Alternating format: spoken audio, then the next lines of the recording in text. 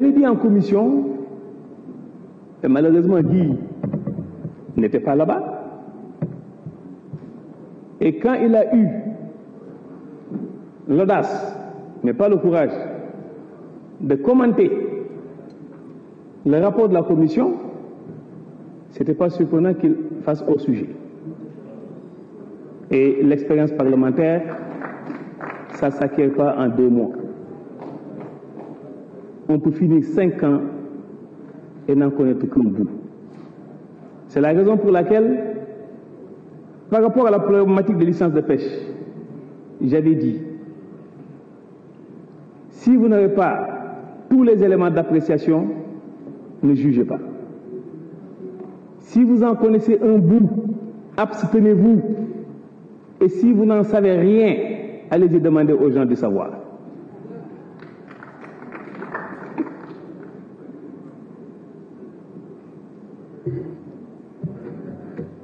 Vous me donnez l'occasion de rendre hommage à ces techniciens, ces hauts cadres de l'administration que j'ai trouvés dans ce ministère.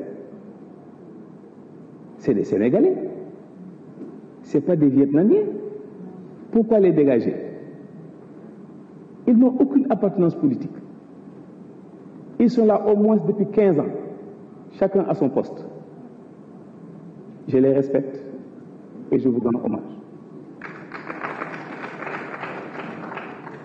À entendre certains qui se prennent pour des gardes-chasse, alors que malheureusement, ce ne sont pas des anciens braconniers, ils pensent que le ministre s'enferme dans son bureau et attribue des licences de pêche à l'emporte-pièce. Non. Vous avez ici la composition de la commission d'attribution des licences de pêche. Dans cette commission, il y a qui?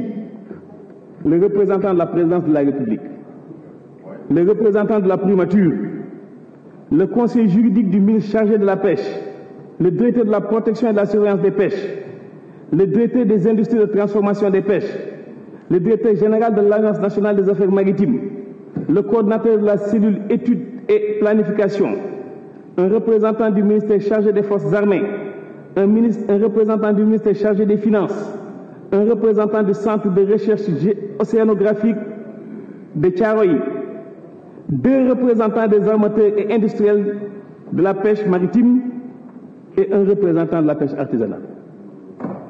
Vous pensez que cette cohorte peut être corrompue? Ou bien ce sont des manchots? Ou bien beaucoup plus patriotes qu'eux? Ou plus intelligents qu'eux? Non. Aucune licence n'est délivrée sans passer par ce chemin. Je l'ai su quand je suis venu au ministère.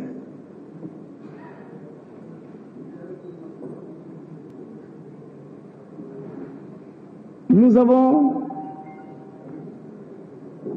127 licences pour les bateaux sénégalais et 25 pour l'Union européenne. Moins de 150 licences. Là où la Guinée-Bissau est à 292 et la Mauritanie plus de 300. Nous voulons vivre en autarcie. Les Guet-Ndaguiens disent non. Uniquement les Guet-Ndaguiens ont 500 licences en Mauritanie pour pouvoir pêcher. Nous avons des licences en Gambie. Nous avons des licences en Guinée. Nous avons des licences en Guinée-Bissau. Alors que les pêcheurs de ces pays n'ont pas de licence chez nous.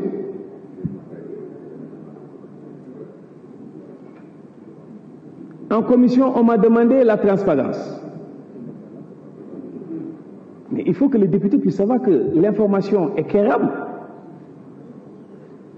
Le député est doté de véhicules ou d'indemnités de véhicules. Il a son salaire. Il représente les intérêts du peuple. Le peuple est intéressé par quelque chose. Aujourd'hui, la chanson était la même.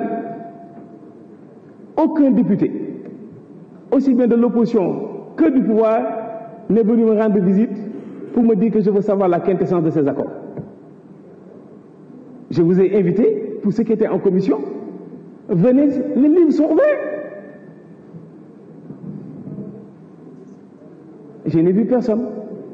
Peut-être lundi, je verrai certains d'entre vous.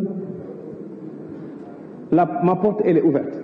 Je suis très à l'aise pour parler de licence, j'en ai jamais signé une. Je suis très à l'aise pour en parler.